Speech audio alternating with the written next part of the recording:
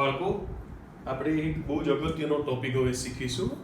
પ્રશ્ન આવો છે, સતત વિદ્યુતભાર વિતરણ માટે વિદ્યુતભારની રેખીય ઘનતા, પૃષ્ઠ ઘનતા અને કદ ઘનતા સમજાવો. આવો ટોપિક છે. તો પહેલા તો આપણને એમ થાય કે આ સતત વિદ્યુતભાર વિતરણ એટલે શું, હે ને? તો વિદ્યુતભારના વિતરણ બે પ્રકારના હોય, બરાબર? વિદ્યુતભારના વિતરણ બે પ્રકારના હોય. વિદ્યુતભારના વિતરણ બે પ્રકારના હોય. એક હોય અસતત વિતરણ, એને ઇંગ્લિશમાં ડિસ્ક્રીટ કહેવાય છે, ડિસ્ક્રીટ. અને બીજા હોય સતત. ઓકે, સતતને કહેવાય છે કન્ટિન્યુઅસ. ઓકે, આ ફિઝિક્સનો બહુ અગત્યનો કોન્સેપ્ટ છે. ફિઝિક્સ બે ભાગમાં વહેંચાય છે, ડિસ્ક્રીટ અને કન્ટિન્યુઅસ. હવે આ છે અસતત, એ આપણે શીખી ગયા. જો આપણે વિદ્યુતભાર આવી રીતે છૂટા છૂટા દોરતા હતા કે નહીં, Q1, Q2, Q3, Q4, Q5, આવી રીતે છૂટા છૂટા વિદ્યુતભારો દોર્યા હતા કે નહીં, વચ્ચે મોટું મોટું અંતર રાખ્યું હતું. તો આને અસતત વિતરણ કહેવાય.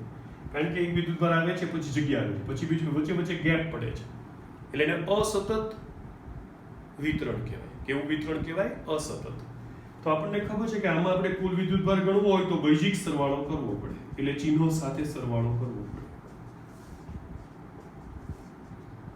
બરાબર ને? જે સહેલો છે. અને આના વડે ઉદ્ભવતું કુલ વિદ્યુત ક્ષેત્ર ગણવું હોય તો બધા વડે ઉદ્ભવતા વિદ્યુત ક્ષેત્રનો સદિશ સરવાળો કરવો પડે. જે બિંદુ પાસે વાત કરતા હોય તે બિંદુ પાસે, જે સંપાતપણાના સિદ્ધાંતથી મળી જાય, પ્રિન્સિપલ ઓફ સુપરપોઝિશનથી, બરાબર ને? એટલે આની ગણતરી કરવામાં, એટલે આને લગતા પ્રશ્નો ઉકેલવામાં આપણે સંકલનની જરૂર નથી પડતી, સંકલનની જરૂર ન પડે, વિકલનની પણ જરૂર ન પડે, ટૂંકમાં કલન શાસ્ત્રની જરૂર ન પડે, કેલ્ક્યુલસ જેને કહેવાય એની જરૂર ન પડે.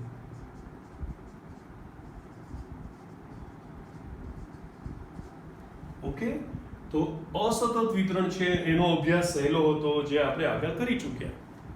ઓકે, એટલે આ તો મેં તમને રેફરન્સ તરીકે સમજાવ્યું. ઓકે, આપણો જે પ્રશ્ન છે તે સતત વિતરણ માટે છે. હવે સતત વિતરણ એટલે શું? તો કે કેવું હોય, ખૂબ બધા વિદ્યુતભારો બહુ બાજુમાં આવેલા હોય. ઓકે, ખૂબ બધા વિદ્યુતભારો બહુ બાજુમાં આવેલા હોય એટલે જો એક્ઝામ્પલ આપો, બરાબર? હા, ખૂબ બધા વિદ્યુતભારો બાજુમાં આવી ગયા હોય, અસંખ્ય જ કહેવાય, એટલા બધા વિદ્યુતભારો બાજુમાં આવી ગયા હોય. ઓકે, તો એને સતત વિતરણ કહેવાય, કન્ટિન્યુઅસ ડિસ્ટ્રીબ્યુશન. એમાં વચ્ચે આવા અંતરાયો આવતા નથી, અડચણો આવતી નથી. એને ઇંગ્લિશમાં અનઇન્ટરપ્ટેડ કહેવાય, અનઇન્ટરપ્ટેડ. ઓકે, હવે શું છે કે આ મેં એક રેખા દોરી છે, એને બદલે હું આની ઉપર દોરી શકું ને, આ રીતે, બરાબર ને? અને ધારો કે આવો કોઈ 3 પરિમાણનો જે જાડે વાળો આકાર છે, બરાબર? એક્ઝામ્પલ તરીકે તરબૂચ લાઈક ધેટ. એમાં એવું થઈ શકે. સતત વિતરણ તો ત્રણેયમાં થઈ શકે ને, એક પરિમાણમાં થઈ શકે, બે પરિમાણમાં થઈ શકે અને 3 પરિમાણમાં થઈ શકે. એટલે આપણે હમણાં જે સતત વિતરણ ડિસ્કસ કરીશું બાળકો, તો એને આપણે 3 ભાગમાં વહેંચીશું, બરાબર? આને કહીશું રેખા પર સતત વિતરણ, અને શું કહીશું? રેખીય સતત વિતરણ. રેખીય. પછી આને કહીશું પૃષ્ઠ, એટલે ક્ષેત્રફળ પર સતત વિતરણ, અને આને કહીશું કદ પર સતત વિતરણ. ઓકે, એટલે મારે આ હવે પછી આ ચેપ્ટર આપણું આના ઉપર આગળ ચાલશે, સતત વિતરણ ઉપર. અસતત વિતરણના બધા જ મુદ્દાઓ આપણે શીખી ગયા છીએ. અસતત વિતરણનો અભ્યાસ સહેલો છે, કારણ કે એમાં કલન શાસ્ત્રની મતલબ વિકલન કે સંકલનની જરૂર પડતી નથી. ઓકે, હવે સતત વિતરણ વિશે જે આપણો પ્રશ્ન છે એ એક એક કરીને સમજીએ. તો સતત વિતરણ 3 પ્રકારના હોય, બરાબર? રેખા પર સતત વિતરણ, રેખા પર સતત વિતરણ, વિદ્યુતભારનું રેખા પર સતત વિતરણ. ઓકે, હવે એના બે ભાગ પાડી શકાય, નિયમિત વિતરણ અને અનિયમિત વિતરણ. આપણે પહેલા નિયમિત વિતરણની જ વાત કરીએ. ઓકે, આવી એક રેખા છે, એની ઉપર કુલ વિદ્યુતભાર ડેલ્ટા ક્યુ જેટલો છે, અને વ્યવસ્થિત એકબીજાથી સમાન અંતરે આવેલો નિયમિત વિતરણ છે ટૂંકમાં, અને નિયમિત વિતરણ કહેવાય. ધારો કે આની કુલ લંબાઈ ડેલ્ટા એલ છે. ઓકે, તો આપણે એક નવી રાશિ વ્યાખ્યાયિત કરીશું જેને કહીશું વિદ્યુતભારની રેખીય ઘનતા. વિદ્યુતભારની રેખીય ઘનતા એને આપણે લેમ્ડા વડે દર્શાવીશું. તો ઇક્વલ્સ ટુ વિદ્યુતભારના છેદમાં લંબાઈ, ઇક્વલ્સ ટુ વિદ્યુતભારના છેદમાં લંબાઈ. તો વિદ્યુતભાર કેટલો છે? ડેલ્ટા ક્યુ. લંબાઈ કેટલી છે? Delta L. તો પછી લેમ્ડાનું પારિમાણિક સૂત્ર શું થાય? તો કે જો આનું તો એમ્પિયર ઇન્ટુ ટાઈમ થશે, પણ લેન્થ છેદમાં છે એટલે આવું થાય m0 l-1 t1 a1. આનો SI એકમ શું થશે લેમ્ડાનો? તો કે કુલમ ઇન્ટુ મીટર. આ છે ને મેં નિયમિત વિતરણ લીધું છે, એટલે નિયમિત વિતરણ હોય તો લેમ્ડા બધે એક મૂલ્ય હોય. નિયમિત વિતરણમાં લેમ્ડા દરેક બિંદુએ એક મૂલ્ય હોય. દરેક બિંદુએ એક મૂલ્ય એટલે સરખી કિંમત આવે, કારણ કે એટલે તો આપણે નિયમિત વિતરણ કહીએ.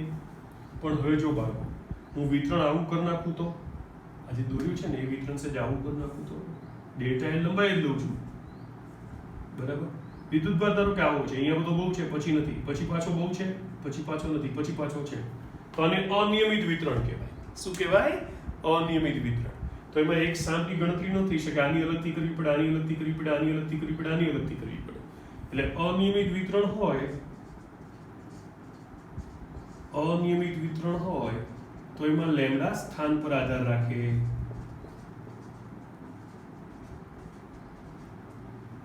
ઓકે, તો આપણી એક સાથે ગણતરી કરીએ ત્યારે નિયમિત વિતરણ કહેવાય. એટલે આપણે હમણાં પૂરતા નિયમિત વિતરણ અહીંયા લખ્યા છે.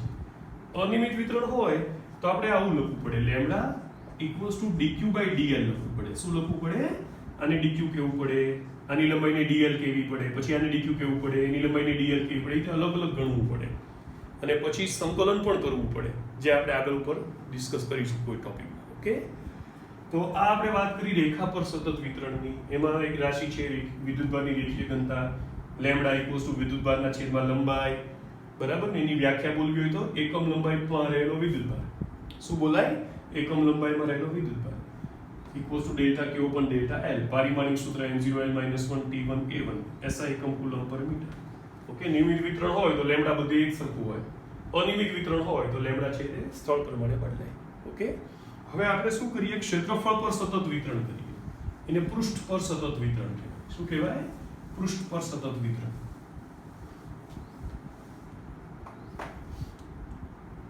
પૃષ્ઠ પર સતત વિતરણ એટલે ધારો કે આવું છે, આપણે નિયમિત વિતરણ જ લઈએ અત્યારે તો. એટલે વિદ્યુતભારો છે તે ઓલમોસ્ટ સરખા અંતરે આવેલા છે અને સળંગ આવેલા છે, વચ્ચે વચ્ચે ગેપ નથી પડતો. અસંખ્ય વિદ્યુતભારો ખૂબ બાજુમાં આવેલા છે, એટલે વચ્ચે કશી અંતરાય નથી એવો અર્થ થાય.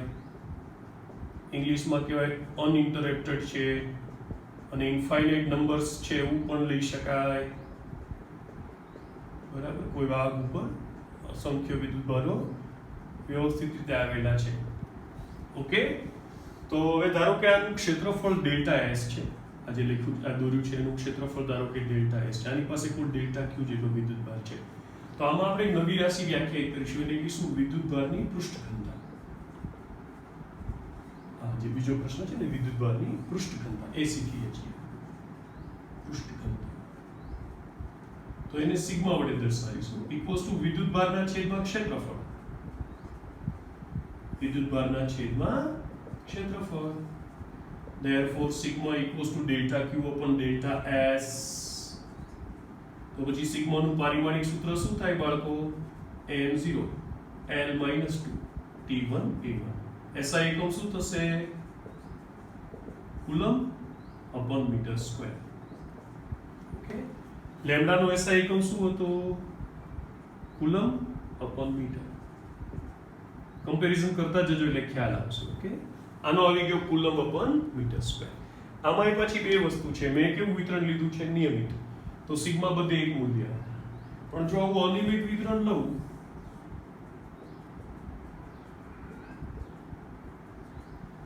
ઓકે, તો સિગ્મા સ્થાન પર આધાર રાખે. ઓકે, હવે છેલ્લું આવી ગયા કદ પર સતત વિતરણ. તો એને કહીશું વિદ્યુત ભારની. એમાં વિતરણ કેવું આવે બાળકો? 3 પરિમાણ બતાવું દર્શાવી ન શકાય પણ આપણે પ્રયત્ન કરશું. બરાબર? ધારો કે આવું છે ગોળા જેવું, તરબૂચ જેવું, ફોર એક્ઝામ્પલ. એની જાડાઈ બતાવવા માટે આવો પ્રયત્ન કરીએ. એમાં બધે વિદ્યુત ભાર આવેલો છે અને આપણે ફરી નિયમિત વિતરણ જ લઈએ અત્યાર પૂરતું. તો બરાબર, બધી જગ્યાએ વિદ્યુત ભાર છે એવી વાત કરીએ.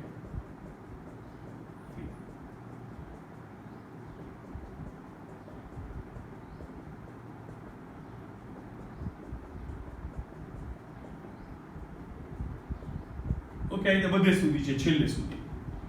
ઓકે, અહીંયા સુધી છે વિદ્યુત ભાર.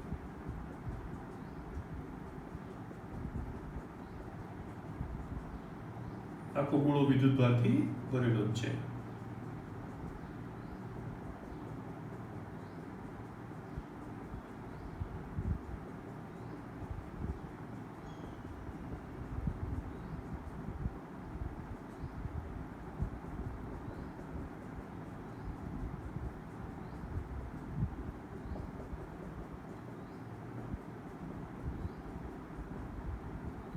મેં વિદ્યુત ભારની જે ઘનતા લીધી છે એ થોડીક વધારે લીધી છે એટલે મારે વધારે વિદ્યુત ભાર દોરવા પડ્યા. ઓછી લીધી હોત તો ચાલે. બરાબર, પણ નિયમિત છે એટલે બધે પછી સરખું દોરવું પડે. ઓકે, હવે આમાં વિદ્યુત ભારની કદ ઘનતા એવો એક શબ્દ આવશે. એને આપણે રો વડે દર્શાવીશું. શેને વડે દર્શાવીશું? રો વડે. તો એમાં વિદ્યુત ભારના છેદમાં કદ આવી જાય. ધારો કે આનો કુલ વિદ્યુત ભાર ડેલ્ટા ક્યુ છે અને આનું કદ ધારો કે ડેલ્ટા વી છે. તો delta Q upon delta V હાથે કરીને અહીંયા કેન્સલ કરીને લખું છું એટલે તમને ખ્યાલ આવે કે એક પછી બીજું આવડી જાય એવું છે.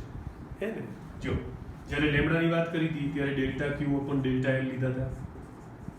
સિગ્માની વાત કરી હતી ત્યારે delta Q upon delta S લીધા હતા. રો આવ્યો ત્યારે ખાલી delta Q upon delta V છેદ બદલાય છે, બીજું કંઈ બદલાતું નથી. અને છેદ બદલાવાને કારણે એ પ્રમાણે થોડુંક એકમ અને પારિમાણિક સૂત્ર બદલાય છે. તો હવે આનું પારિમાણિક સૂત્ર શું આવશે? તો કે ઉપર તો કુલમ્બ છે એટલે એમ્પિયર ઇન્ટુ ટાઈમ, નીચે મીટર ક્યુબ છે એટલે એસઆઈ એકમ આવશે કુલમ્બ પર મીટર ક્યુબ. ઓકે, આમાં પણ વિતરણ મેં નિયમિત લીધું છે. જો મેં વિતરણ અનિયમિત લીધું હોત, બરાબર ને,